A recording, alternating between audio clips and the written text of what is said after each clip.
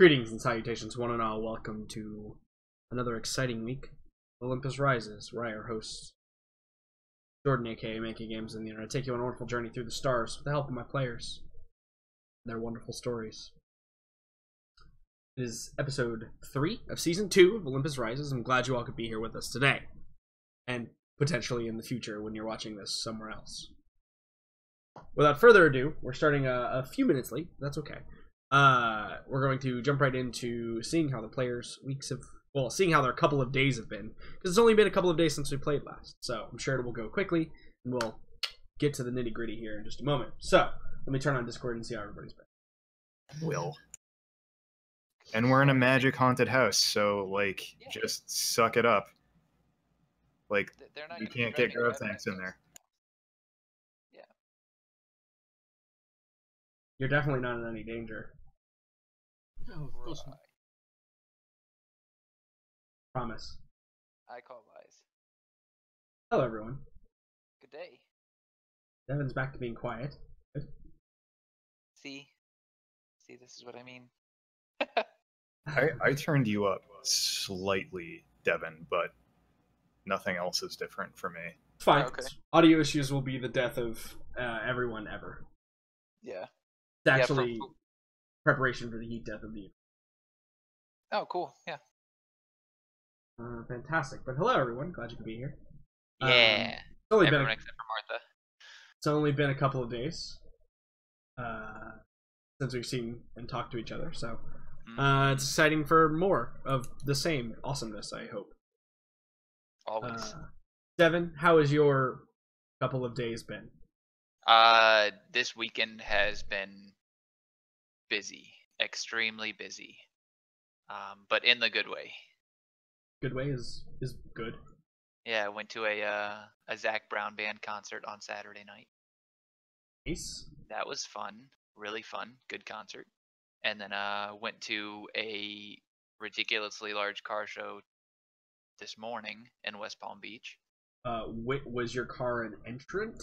It also was an entrant, yes. Good. Yes. But I saw a Mustang that was worth somewhere near $2.5 million. Who decides that, though? Who decides what, like, a collector car? Because, like, fuck you. I could say my car is worth $5 million. Well, it's what somebody's willing to pay for it is somewhere near $2.5 million. There are, like, records of people in auctions or something paying $2.5 million for that precise car. Or a car of a similar caliber. Like it's an extremely rare Mustang. They only made they made a few of them, but there's only a few of them that still exist. I see. It always, like, irks me when people throw around these fantastic prices for collector's items. It doesn't even matter what it is, like, be it a car, be it, like, I don't know, like Walt Disney's toaster or something. Yeah. Like, somebody assigns a seemingly arbitrary value to a thing that will never be purchased or sold, and it's like, why even? Yeah. Anyway, that's cool though. What was the highlight of the day? Yeah, and then I don't know if anybody here's a car person, but there was also a Pantera there. Okay. I only know of the band, the Raining Blood. Yeah. Okay. Good. Variety. Thank you. Appreciate that. That's good. This is the car that band was named after. Interesting. Yes, this car was made in like the 1970s. It was like one of the first kind of supercar kind of things. And it kind of brought in almost a whole new era in cars. And it's also a very rare car. But this one wasn't in like pristine condition. It was good condition, but it wasn't like off the showroom floor. So it wasn't a super high value car, but it was a super rare car, and it was awesome seeing in person. You know what? I think that makes it more valuable if it's actually been used. Yeah. Well, for some people, yes. That's cool. Yeah, I saw like Lamborghinis, Ferraris, you name it, it was there. I mean, there was like a 1930s Fairlane. It was a couple of like a 1963 Corvette that someone had gutted, added a gigantic spoiler, no, not spoiler, a splitter and a diffuser, and they put a wide body kit on it and turned it into a drag car. and the thing looked like a fucking badass car, and I wanted it so bad. I was very seriously contemplating killing the driver and stealing it. That sounds extreme. I mean, does it though? I mean, that's like it's a one of a kind car. No one is going to have that car anywhere else in the world, and it's a '63 Corvette. What I'm hearing is after you murder the owner and steal it, it'll be really difficult for you to get away with driving it ever. Yeah, exactly. No, I've played GTA. Just go paint it. Yeah. You yeah. Get all your just go paint it and get all your stars taken away so you can just go about your business. That seems logical to me. I mean, that's what video games taught me. It's got video games have taught me that that's how things work. Huh. But, yeah, so there was a lot of really cool cars today, and I was excited. So, and now we're here. Fantastic. Yeah. Now we're here. That's more excitement than I thought would happen in a couple of days. I guess congratulations. Yeah, it's like I said, it's been busy. Good. Will? Hello. You didn't respond to my messages, but you're here, so that's good. As I told you, I'm a horrible lurker, so. Matt was concerned, so I decided to send you a couple of messages that were very polite. Yes, obviously. Hey, don't forget, fucking game today. That's about as polite as Jordan gets. I mean, it was all caps, so like, it just got stuck at work. I was hitting it too much, and then just got stuck on. Yeah. So, how have the past couple of days been for you? So finally, after having 2 weeks of family rotating into day with us, finally back, and I can finally be a recluse I always am. That's always nice. Be the recluse you've always wanted to be. Exactly. Okay. Yeah, so that's going great. Not really much else has been going on for me. It's quite relaxing time in everyday aspects, so that's good, I suppose. Fantastic. Quick mechanical question: is the grid fixed? Yes. Okay. I guess it was just a me issue. No, for a brief moment. So, for some reason, it only happens in this game, and the only thing that's different is the fact that I am using hex grid on some pages and square grid on some pages. Apparently, Roll20 doesn't like that inside of the same game. And if you use different types of the grid with different like measurements too, because as you know, all the maps that we use are in meters, and this is just I literally just made it so that it was an appropriate size for the size hexes that are supposed to be here, so it's not actually like scale or anything like that. But apparently, if I ever change any of that on another map anywhere, even if it's like a brand new map, it will fuck with the grid on the main page. Quick question. Yeah. Did the grid just disappear for anybody else? Just refresh. You should be fine. Okay. Well, yeah, that's what I wanted to ask. Yeah. Yeah. Megan, hello. Hi, hello. How are you? I'm good. How are you? Good. Have you done anything exciting in the past couple of days? No, not particularly.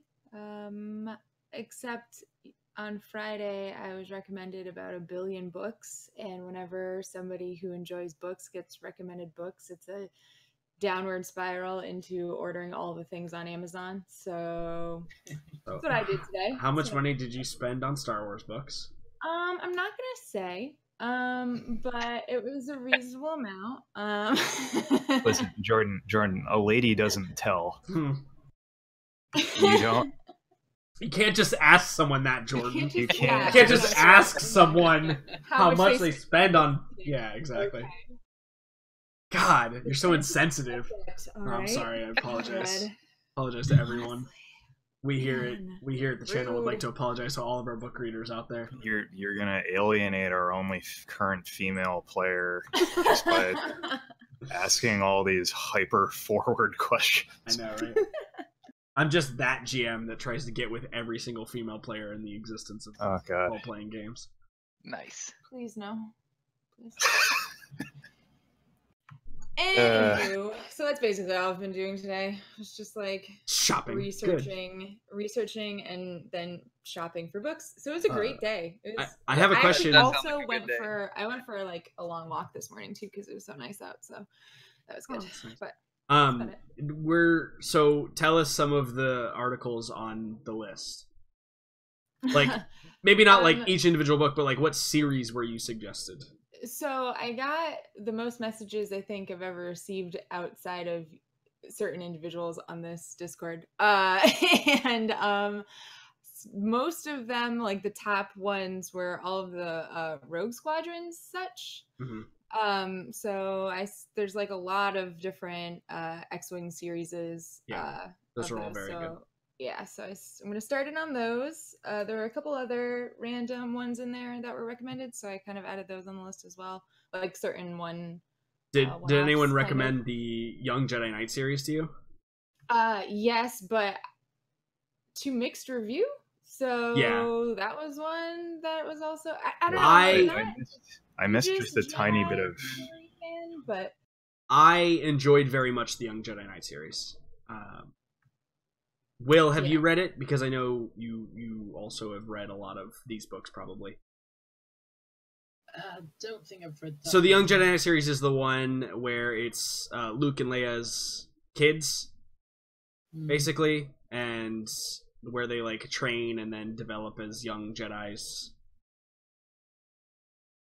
Anyway, if you were on the fence and you, for whatever reason, in the dark depths of your mind, thought that I was a deciding vote in anything, I would say go for it. Say get it. Okay, well, it's definitely on the list. It was I enjoyed them from it, personally. Now I read them like 7 years ago, but I still liked them a lot when I was much younger. So perhaps my palate has matured. I wouldn't like. In fact, 7 is conservative. It was probably like 10 to 15 years ago. Yeah, and also some of the Bounty Hunter Wars stuff was recommended as well. So got a couple of those. So yeah, so I'll have a bunch of reading material for the next. That doesn't mean you're allowed to cancel on Divinity. Just FYI, I don't care if you have to read and also play Divinity. Okay.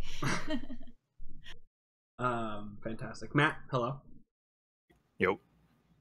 How are you? What's going on in your life? Tell us all about it. This week kind of sucked in lab, but I'm powering through. I believe in you. It's fine. I just had kind of the short answer is a competing lab is going to make it somewhat trickier for me to publish, but it'll be fine. Did they do the equivalent of a research DMCA on you or something? They're just gonna I through the scientific grapevine learned about something or other. Is that a thing that exists like in real life though? Like, or is that just something you're equating to how you found out about? Like, no, that's more or less how it works. Okay, good. Anyway, I don't it's not appropriate to discuss any specifics whatsoever. So I'm just going to say, like, had kind of a slight upheaval earlier in the week, but it's going to be fine. Just so you know. And other than that, things are gone pretty good. Devin and I both know people that can take people out. Just FYI, just in case. Well, that's right. Devin's like taking his first steps toward becoming my crooked cop friend. So amazing. Yes. Like I already have all manner of plans for you, Devin. So like, don't be a stranger. Okay, cool. Yeah, I'll keep that in mind. Fantastic. Well, I'm sorry to hear that, but we're playing Olympus again so soon. just a brief few days, which was a flurry of work for me, by the way, just in case anyone was curious, because all of my games had kind of gone on hiatus because of hurricane and absences for like 2 weeks straight, like all of them. And now we're basically doubling up on everything in a week. Yeah, on everything. Yeah. You know, trying to catch up on 3 different games basically in the span of 4 days. While also squeezing some Divinity time in last night. Which we ended at a reasonable hour, but apparently my body believes I have not gotten enough sleep in the past couple of days, that I've been I would say overworking myself a little bit to catch up. And I woke up at 5 a.m. today to go to the bathroom, and I was like, sweet, I have like 30 more minutes to sleep. And then I woke up at 6:44, 15 minutes after I'm supposed to be clocking in at work. Oh, nice. Oh shit. Yeah, so I had to call him. I was a supervisor today too, so it wasn't that big a deal. I was just like, hey, I'll be there in like 45 minutes. So that was unfortunate. Be there in 45 minutes to tomorrow, give or take. Right. Like, more or less.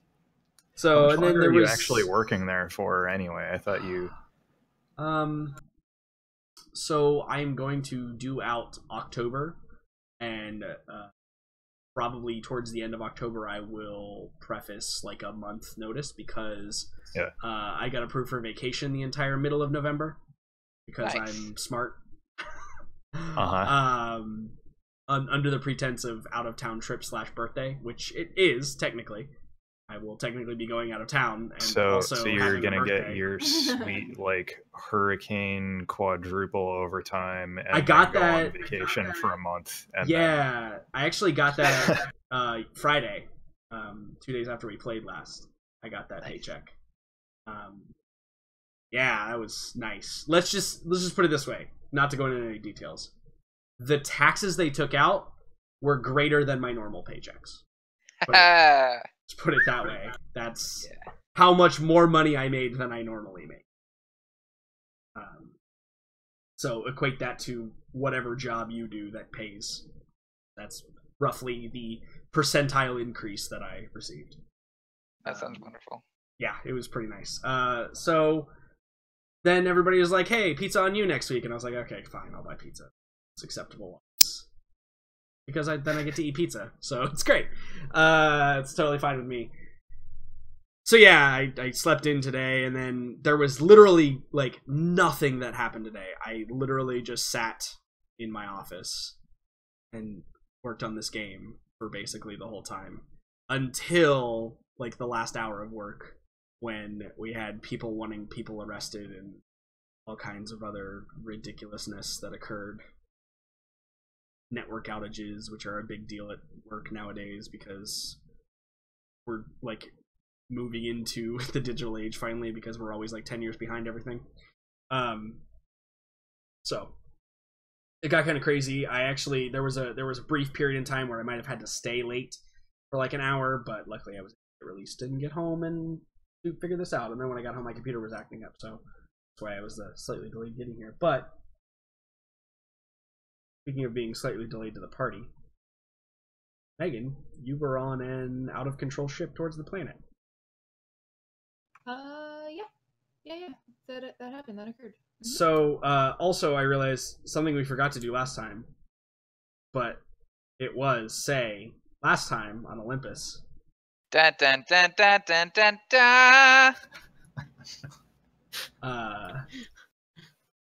We had quite the experience. There wasn't a whole lot of action, but there was a little bit of tension, I would say. It was kind of that silent tension that one gets when they watch like sci-fi horror movies and stuff like that, where the 3 individuals on the ground, Oscar and Dr. Fisher and Fortune, were all kind of behind enemy lines. It was a Black Hawk Down scenario, kind of. And you were attempting... Oh, the grid went away now, though.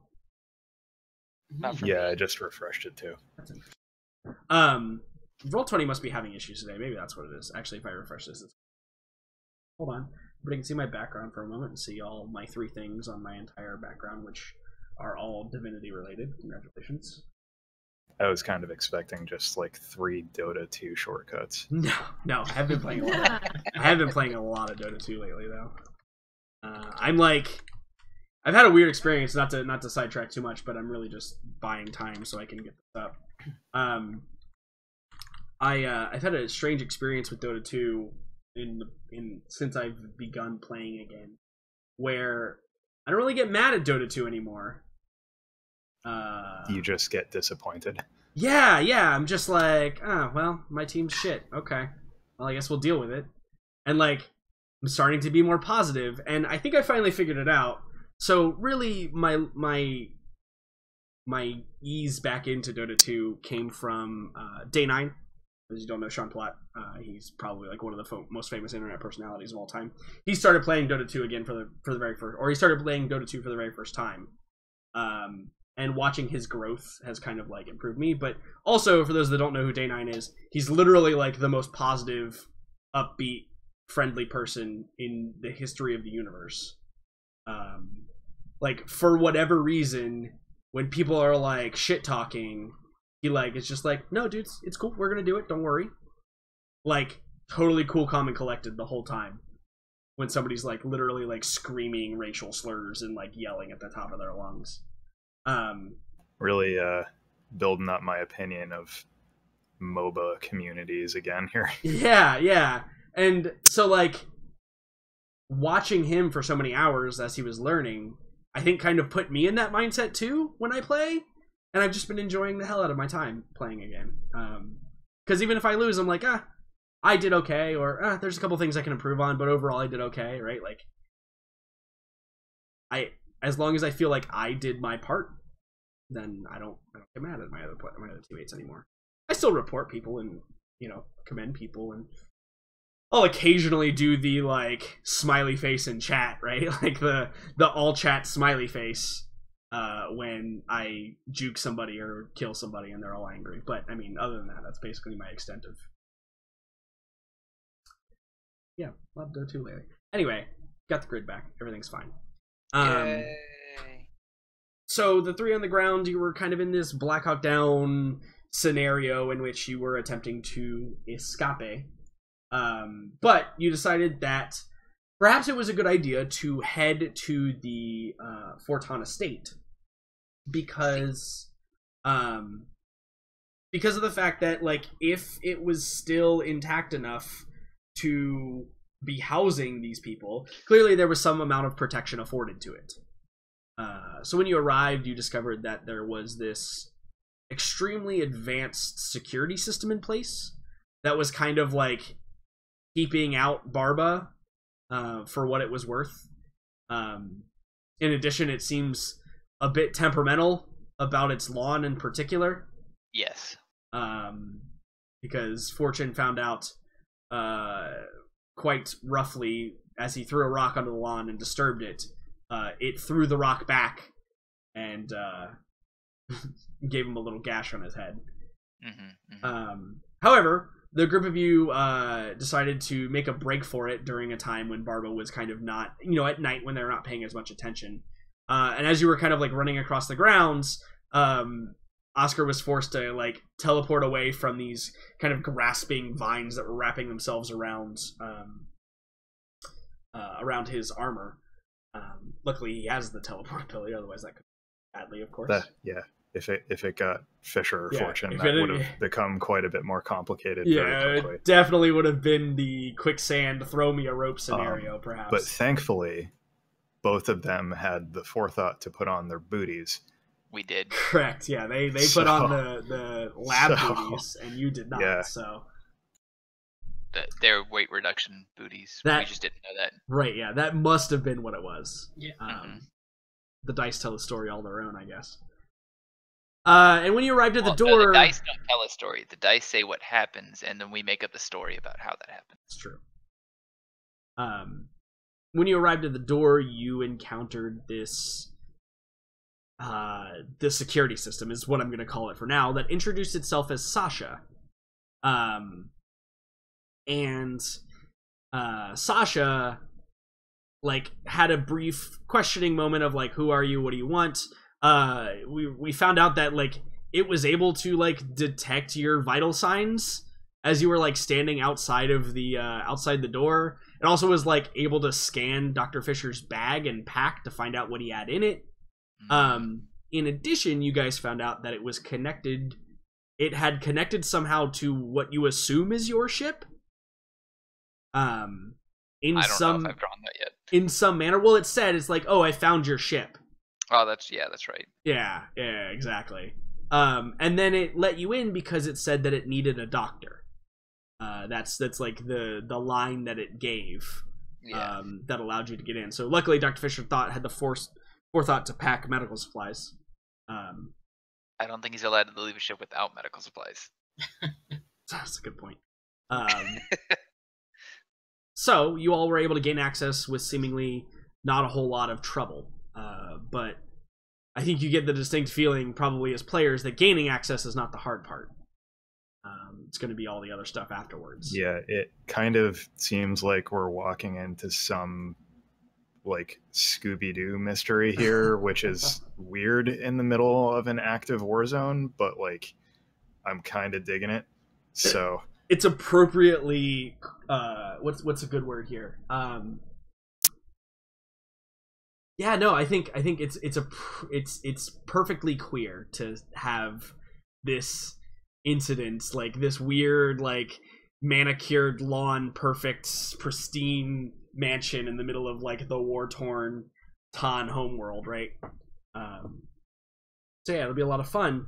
But so that was tense, but I think that a lot of the tension came from our other little mini story going on with Gogo on the ship. Now, when we left off 2 weeks ago, or 2 sessions ago, Gogo had just basically almost been shot out of the sky, right? Like, you guys had landed, the tanks, there was a grav tank brigade that had rolled up on you. Gogo attempted to take off, they took some parting shots, but I rolled literally the best, like I threw off all of the roll 20 probability. All of us of that, aren't you?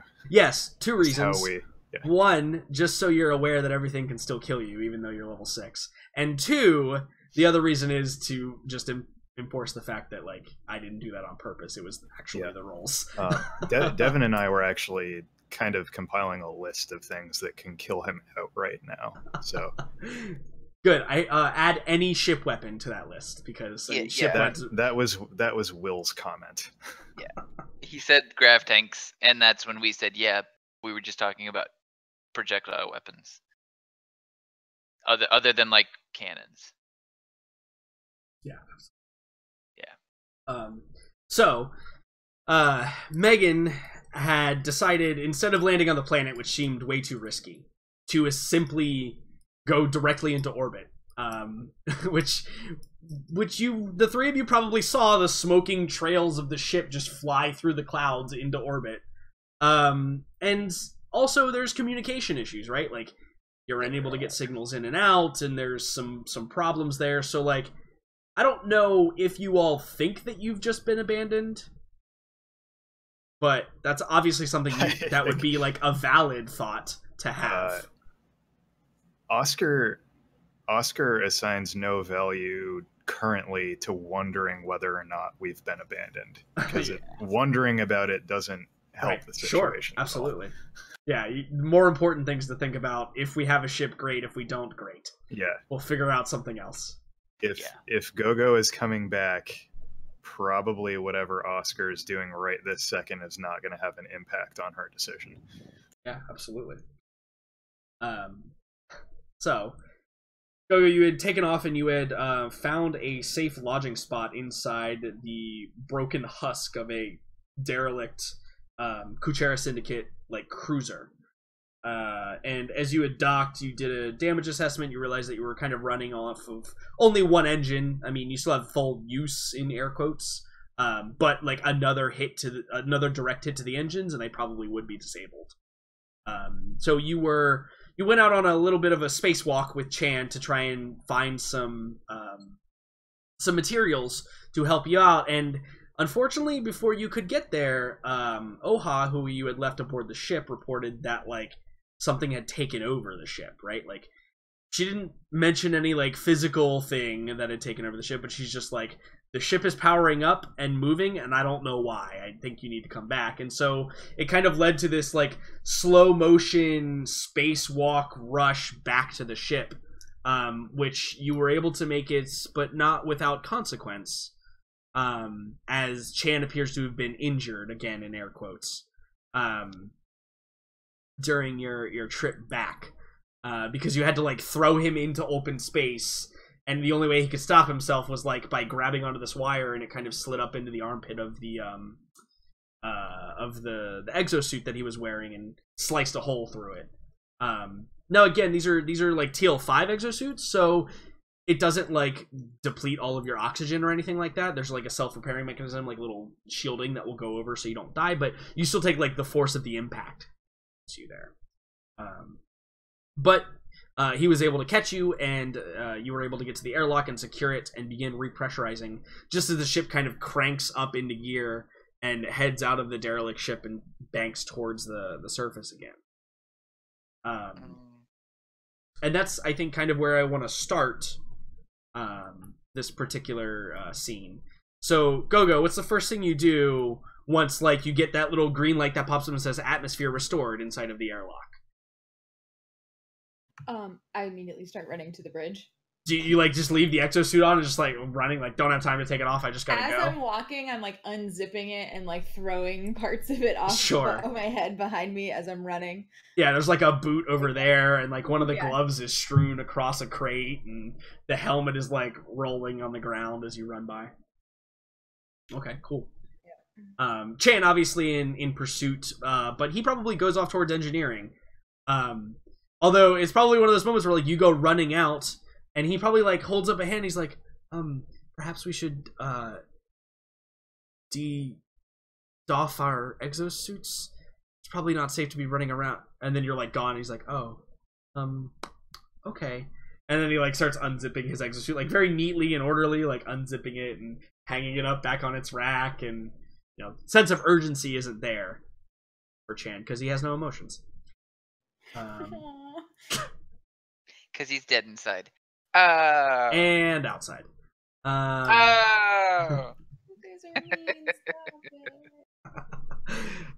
So you make it up to the bridge, and you can see Oha, who, if bugs sweat, she would be sweating right now. And you see her, she's, like, standing up and, like, going between, like, the driver console and, like, the comms console, and, like, trying to do all of these things at once. She's clearly, like, very far out of her depth in what is currently happening to the ship.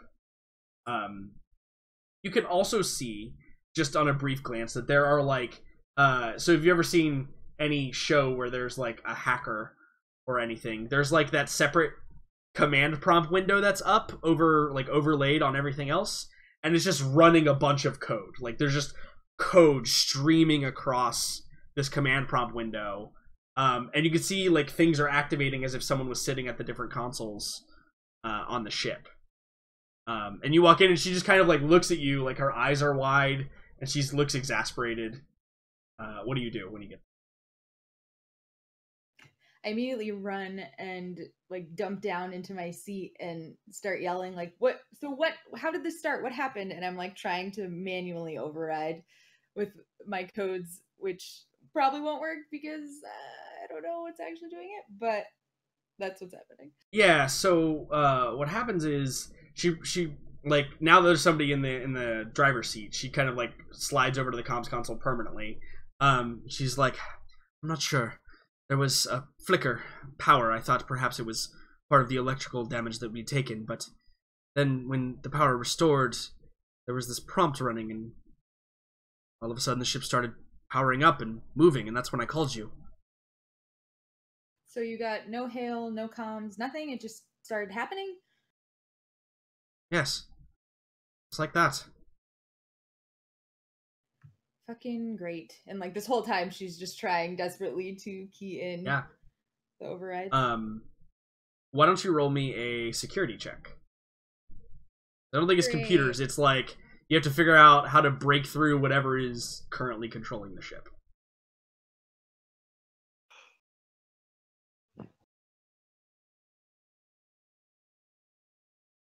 With what?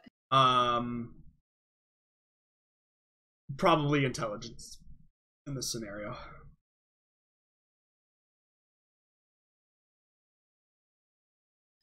Okay, not bad. Yeah, it's not bad. So, yeah. So you begin, you're typing furiously in, and like, there's probably a moment where like you hit an override code, and suddenly everything stops, and like the engines sputter out for a moment, and the command prompt kind of like they all minimize, right, on all of the consoles, and like you do the wait for a moment, and then you like exhale deeply, and then the command prompt comes back up and begins running, and the ship engages again and continues flying down towards the surface. Like, you're able to defeat it briefly, but then like after that, you thought it was done, but the override didn't fully work, or maybe it's been defeated again. I guess seeing that this is a futile effort, can Go bring up the nav to see exactly where it's bringing us? Absolutely. So I think that like you pull up the navigation, and it actually shows you exactly where it's bringing you. To the middle of Gamaz, where you just left, is your destination. Anywhere more specific? Yeah, there's probably you know what? You do have coordinates for the Fortana state. I did map the thing. Yeah. So yeah, you probably like you line up the coordinates with what like the mission parameters were and what you mapped, and you're headed immediately for the compound. Like direct course. In fact, it is probably, if you know your trajectories, it's actually kind of a dangerous entry, the angle at which you're coming in. Very little regard for the fact that there are 3 souls aboard, right? Like, yeah, the ship's probably not going to break into a bunch of million burning pieces, but you may never try this type of angle to, you have the real possibility of like skipping off the atmosphere and careening out into space forever. Great, amazing, lovely. It's one of those situations where like it's technically possible, but you wouldn't really want to try it because there's too much risk associated.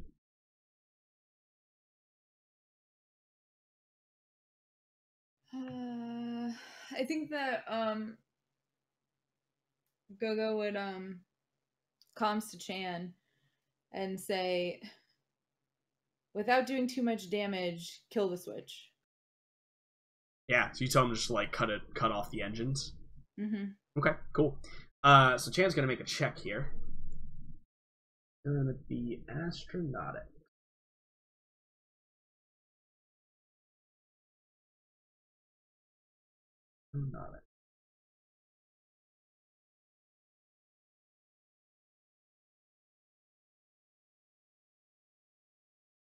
Oof. So, I don't think that's high enough for Chan to actually do it here, because I think that what he comes across is he probably says to you, this is like his evaluation of the situation, right? Because this is with intelligence. He probably like comes back over comms and he says, I could do it, but it might strand us. We would have no ability to have power. Whatever's controlling the ship has locked out the digital controls. It would have to be done manually.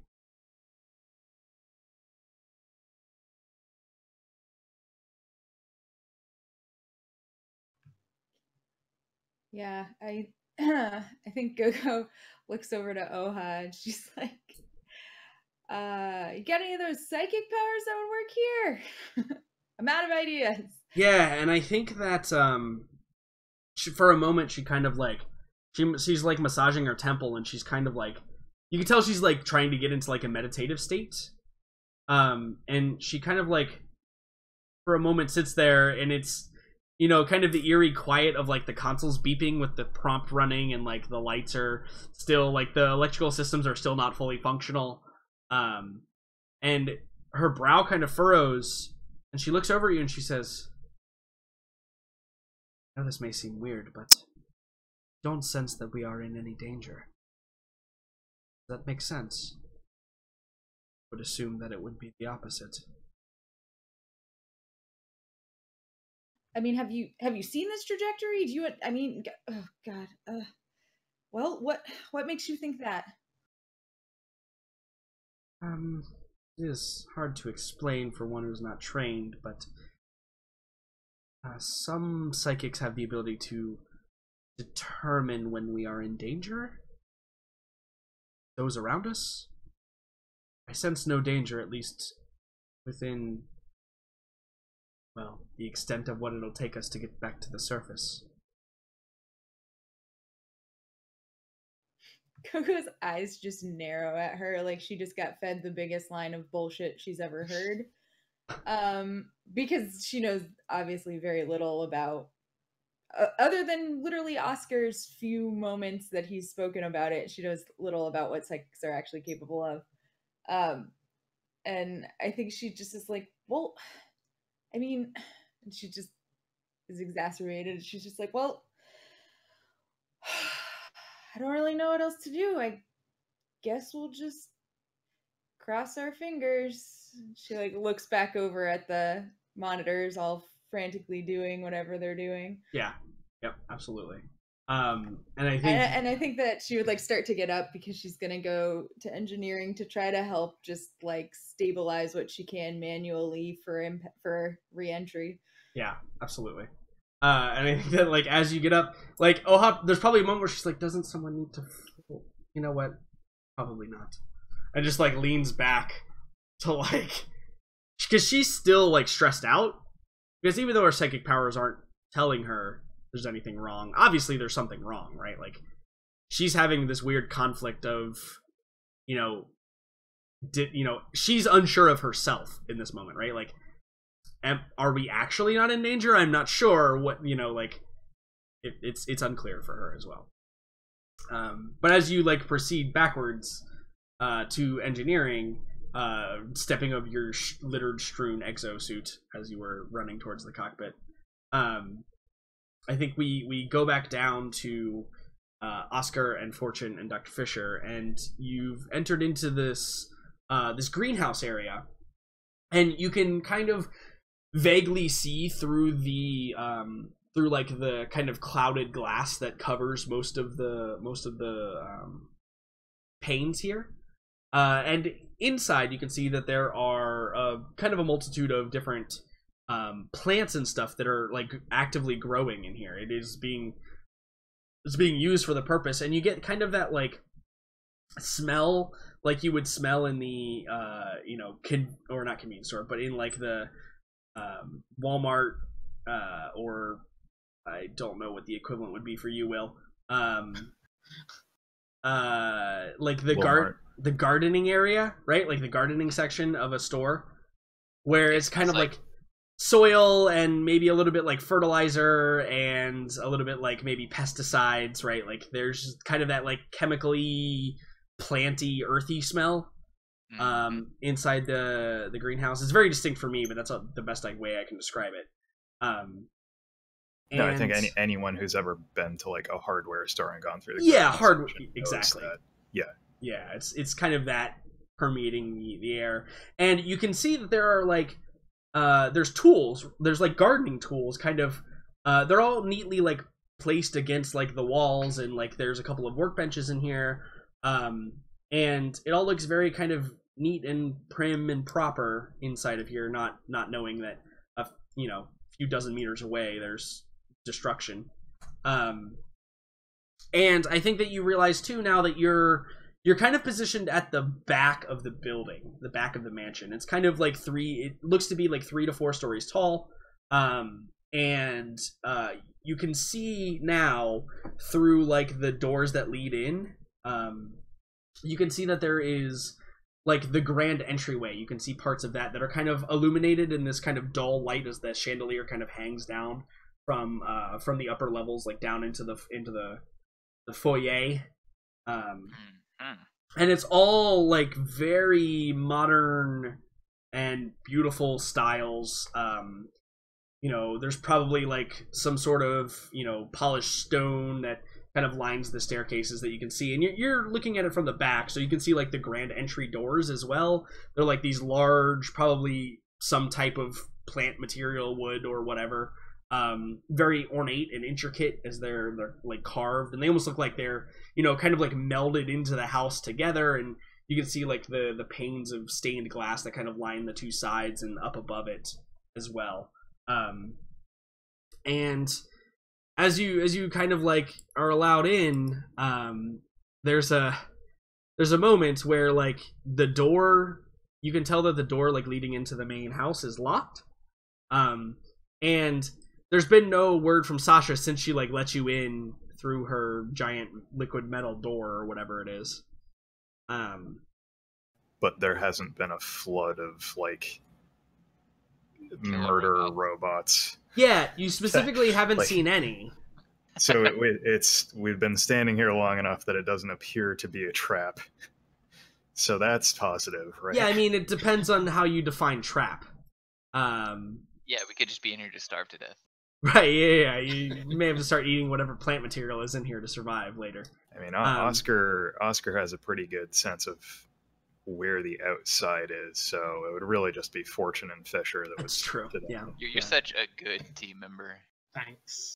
I would tell Gogo that you went down fighting. I would at least lie about the circumstances by which you died. I would, yeah. Good. I might shoot you if you do that. Yeah. From the afterlife. From beyond the grave. So I think that like a few minutes, and it's a long enough time that it's kind of awkward, right? You all are like just kind of sitting there, and like the door's locked in front of you, but I assume none of you like want to break it down at this point, because like you're kind of on good terms, and there are murder robots around. Mm-hmm. Yeah, Oscar's not trying to ruffle any feathers, but he's definitely like poking about the room at least to see if there's anything in here that we've overlooked, because I got the sense that it was at least fairly sizable, right? It's big. It's very very big. The greenhouse area. Okay. Yeah, the greenhouse area. Actually, I can give you dimensions. The greenhouse area itself is probably, it's about like 20 meters long, and maybe like to the two main entry doors, it's maybe like 13 to 14 meters to there. So it's a pretty big area, where you're currently like inside of and reside. And I think that's something that actually occurs here is after these few moments of like, okay, yep, we're doing the thing, we're just waiting for the people to do the now stuff. what? Right, yeah, there's this so now what portion. Fortune's probably checking his equipment like his normal whatever, like there's downtime, okay, let me make sure my backpack's tight, let me make sure everything's on perfectly, everything's where I need it, kind of thing. Double checking equipment. Yeah, absolutely. Yeah. So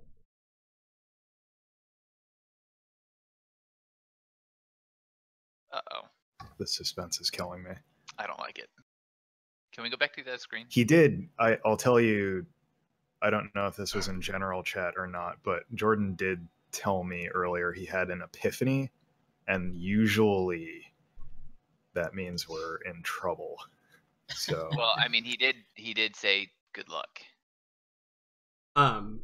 So I don't get another cool screen. Soon, Megan. Hold on. You're not there yet. Don't worry. But here, just so you feel better. Here's you. On the ship. See nothing. Yay! I can see. Go to like 30%. This is a gigantic map. Yeah, no, it's to scale. Remember when I said the house was like 100 meters long? Yeah. Oh God. Yeah. Yeah, go to 30% on your map and you'll be able to figure out what's going on. My computer fans just kicked up. So ignore doing the high DPI maps today. Yeah. Ignore the dimensions that it gives. Those aren't accurate, obviously. Okay. I've made it a bit bigger than it actually is because it seems like I want it to be more grand. And also it's not populated with anything, but the names of the room and rooms in the future are accurate. So this is the garden room, right? This is the greenhouse area. No. By the way, fun though. Someone will get bonus points. I'll probably like literally give you experience. This is actually a real place. This is a real house. That is a bit famous. So, is it from a movie? I need at least one hint. You'll see. Well, I don't know if you will see. I don't know if there's anything going to be specifically telltale enough. But we'll see. Okay. The one hint you'll get is Will has a better chance at getting this than anyone else. You say that, but but it's true. So, the group of you are kind of in this garden room area, and apparently the lines aren't perfect. There you go. You have some little see-through lines there. Congratulations. Okay. And I'll exploit that later. After a few minutes, Sasha, you hear the voice that you heard before, and it comes across like a PA system, but it sounds very, very clear, and it says.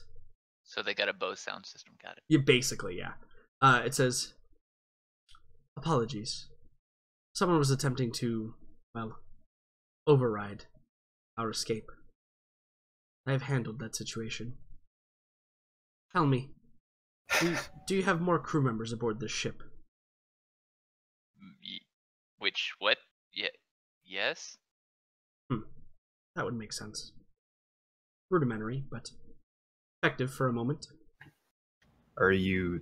And it kind of sounds like with them? It kind of sounds like she was like talking to herself, which is a strange thing for a computer to do. Right? That's atypical programming. Computers don't have musings. Right. Exactly. Generally, yeah. Yeah. So yeah, Oscar asks it. Are you in contact with them?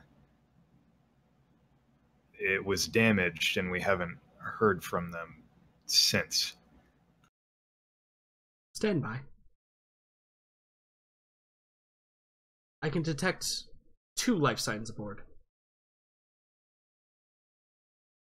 Aren't there? Two Oscar. I'm like, weren't there 3? Chan may be special. What? It's Don't worry about it for now. 2 sounds about the right number. We're gonna have to have a talk about Chan later. Well, to Later, be honest, certainly. you were the one that wanted to know as little as possible, so... He has a point, Fortune. You've actively avoided this information. Yeah, but now it's being tossed on me now. So, after a few more moments, Sasha gets back on the PA and she says, well, formalities are in order. Welcome to the Forton Estate. It's a pleasure to serve you. I'm going to unlock the door into the entryway. Please feel free to make yourself at home until we can proceed. And so the 2 doors that you see kind of like right in front of you, they click and you can open them. Leading to the reception hall.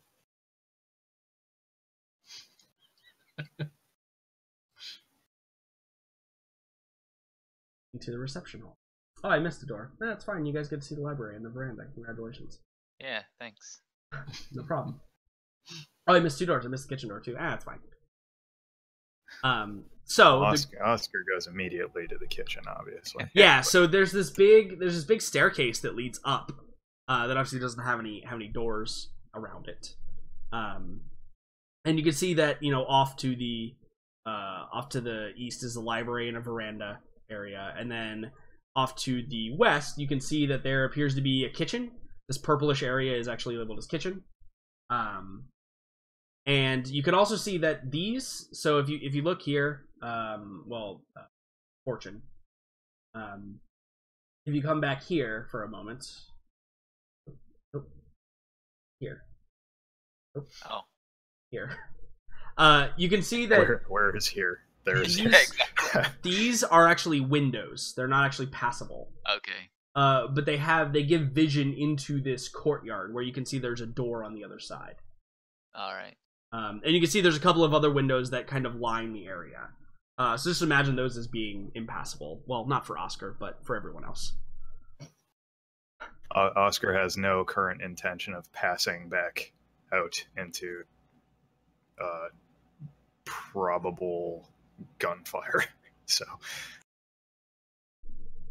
yeah, and you can see there's a large family room. There's another set of staircase there. Mhm. Yeah, and just explore around. There's a bathroom right here. Well, that's convenient. Yeah, absolutely. So as Oscar is kind of getting a sense of this place, he speaks back up and he says, "Sasha, where are the individuals we were meant to pick up?" She probably says, "Are they in a safe room or?" Yeah, she goes, "They're being held in a secure location." Could you direct us to said secure location? I can't treat anyone if I'm not with them. Not as of yet. Why is that?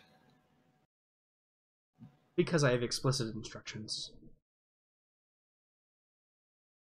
Can you tell us what those instructions are? No.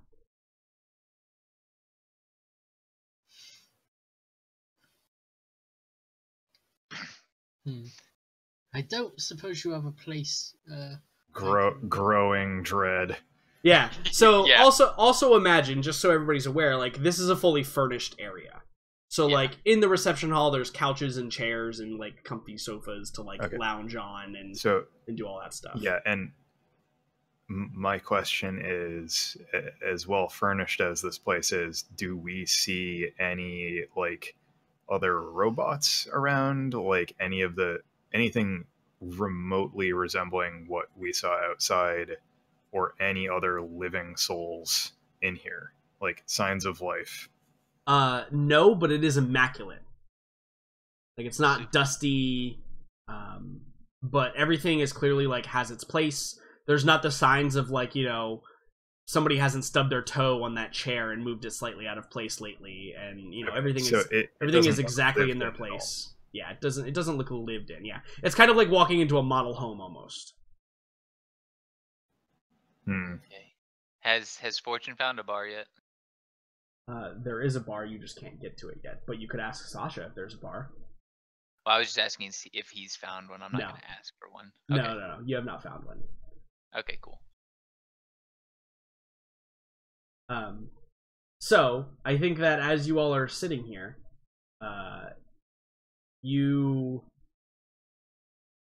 the kind of the house begins to rumble, like a little bit, like the windows rattle just ever so slightly, and you hear the sound of, it sounds suspiciously like a ship that is coming into dock, kind of out back by the greenhouse where you guys started.